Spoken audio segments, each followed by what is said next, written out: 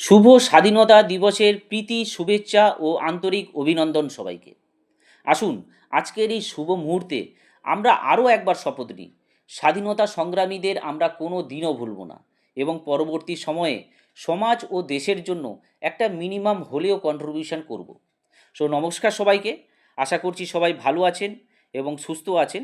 আজকের আমি দাঁড়িয়ে আছি নিউ টাউনের বিশ্ব বাংলা গেট, যেটা কম বেশি আপনারা সবাই জানেন, তার ঠিক নিচেই আমি দাঁড়িয়েছি। কারণ আজকের যে বিষয়টা নিয়ে আমি ডিসকাশন করব, এর থেকে পারফেক্ট প্লেস বা জায়গা কিন্তু আর হয় না। কারণ আজকের আমার আলোচনার বিষয় হলো যে নিউ টাউনের এরিয়া ভিত্তিক ব্লক বা প্লটিং কেমন হয়েছে সেই ব্যাপারটা নিয়ে আজকের আপনাদের সঙ্গে ডিটেলে ডিসকাশন করব। তো তার জন্য আমি একবার রাউন্ড করে আপনাদের ঘুরিয়ে দেখিয়ে দিলাম। তো আজকের আমি স্টার্ট করছি এই রোড থেকে। এই রোডটা আসছে সেক্টর 5 হয়ে, এবং সেক্টর 5 হয়ে আসছে, মেট্রো লাইনটাও আপনারা দেখতে পাচ্ছেন। বাট প্রথমে বলে রাখি, নিউ টাউন কিন্তু তিনটে ভাগে ভাগ করা হয়েছে, সেটা হলো অ্যাকশন এরিয়া 1, অ্যাকশন এরিয়া 2 এবং অ্যাকশন এরিয়া 3। তো অ্যাকশন এরিয়া 1 যে আছে, এই অ্যাকশন এরিয়া 1 কিন্তু আবার চারটে ব্লকে ভাগ করা আছে। Action area 1A block, B block, C block এবং ডি ব্লক। আমি আস্তে আস্তে সেগুলো আপনাদের স্ক্রিনে আমি লিখেও দিচ্ছি।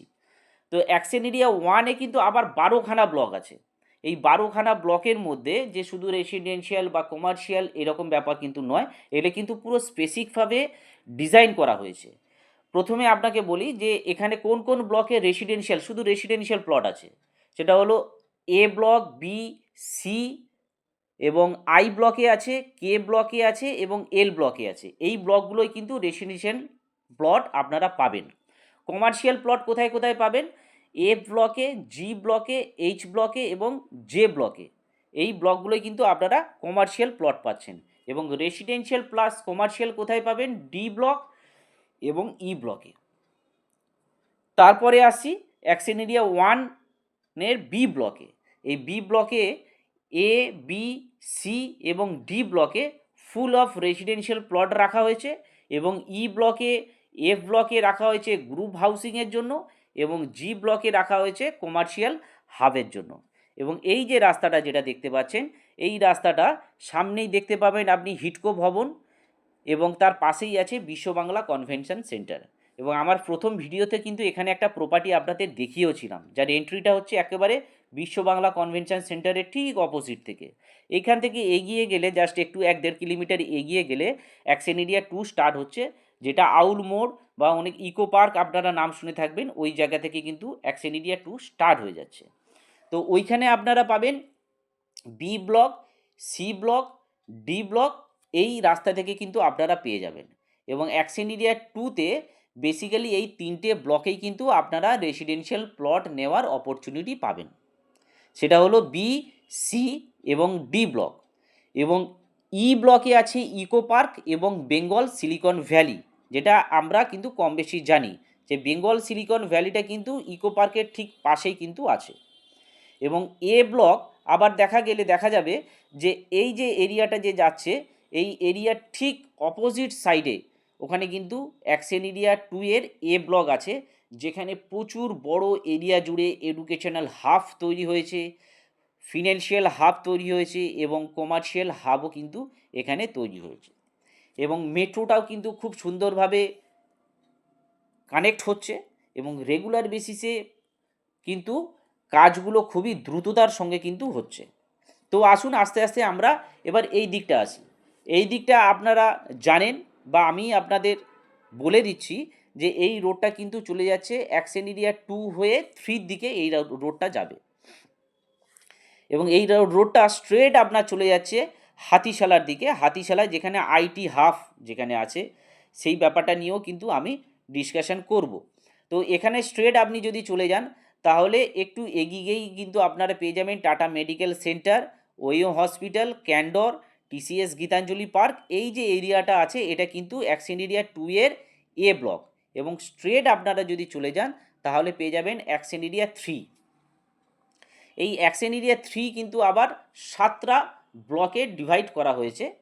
এ, B, C, D, E, F, জি করে 7টা ব্লক আছে এখানে। অ্যাকশন এরিয়া 3-র এ ব্লকে এখানে আপনি এডুকেশনাল হাব পাবেন, এবং গভর্নমেন্ট এমপ্লয়ীদের জন্য রেসিডেন্সিয়াল এরিয়া এখানে রাখা হয়েছে।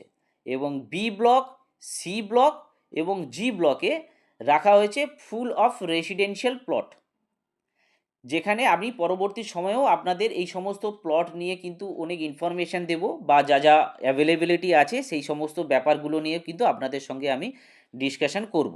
এবং ডি ব্লক, ই ব্লক এবং এফ ব্লকে বেসিক্যালি আপনারা পাবেন গ্রুপ হাউজিং পাবেন, কমার্শিয়াল হাব পাবেন এবং আপনারা পেয়ে যাবেন হাই রাইজ বিল্ডিংও কিন্তু ঠিক এই দিক থেকে গেলে আপনারা পেয়ে যাচ্ছেন ডি ব্লক, ই ব্লক এবং এফ ব্লক।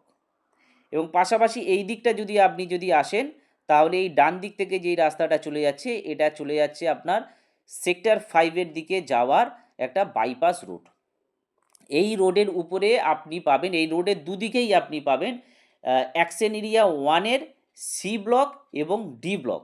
আমার এর আগের ভিডিওতে আমি এই লেফট সাইডে আপনাদের একটা শপের অ্যাড দিয়েছিলাম, বা শপ আমি আপনাদের দেখিয়েছিলাম, ওটা কিন্তু ডি ব্লকে। তো এই সি ব্লক এবং ডি ব্লকে, প্রথমে আসি সি ব্লক যেটা ডান দিকে আছে। এই সি ব্লক আবার 4টে ব্লক আছে, A B C D E F করে 4টে ব্লক আছে। এ বি সি ব্লকে ফুল অফ রেসিডেন্সিয়াল রাখা হয়েছে, ডি ব্লকে গ্রুপ হাউসিং রাখা হয়েছে, ই ব্লকেও রেসিডেন্সিয়াল রাখা হয়েছে এবং এফ ব্লকে কমার্শিয়াল রাখা হয়েছে। এবং ডি ব্লকে রাখা হয়েছে এ থেকে শুরু করে এফ পর্যন্ত টোটাল 5টা ব্লক আছে এবং 5টা ব্লকেই কিন্তু রেসিডেন্সিয়াল এরিয়া রাখা হয়েছে। তো আশা করছি আজকের ভিডিওতে পুরো এরিয়া জুড়ে ব্লকগুলো আমি আপনাদের কাছে শর্ট করতে পেরেছি।